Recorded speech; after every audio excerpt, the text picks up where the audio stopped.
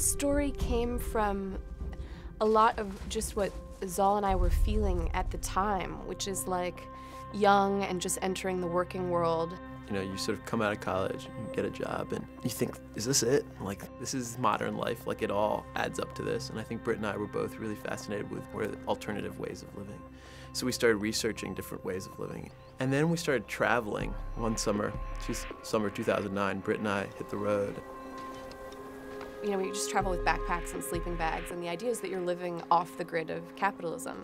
You know, you don't buy anything, and you don't wear makeup, and you haven't looked at a mirror for ages, and your hair is greasy and your face is sunburned, and we started sort of living this like traveler's life.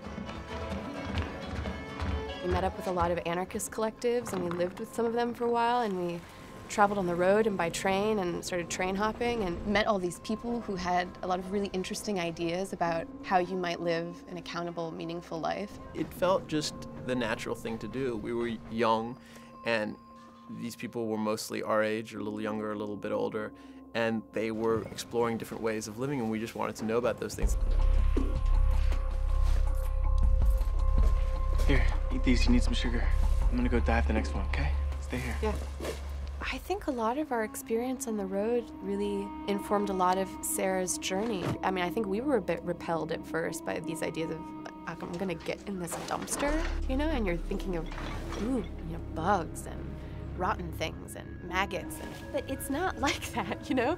You go dumpster diving, you get in the dumpster, and you're just finding like packages of bread that have been thrown away because they're expired, but nothing's wrong with them. I can't believe these were on their way to a landfill. We'd all cook 3 meals a day out of this food, and it was great food. Why all the dumpster diving? They eat garbage on principle. It's not rotten food. It's good food that has to be thrown away legally. The system is broken. That summer, when we went and lived with various activist groups, was one of the best summers of my life. I mean, it changed me. Britt and I aren't a couple, but we're very close friends. And to be able to have done that with Britt was an extraordinary experience. I don't think we ever thought we'd necessarily make a movie from it.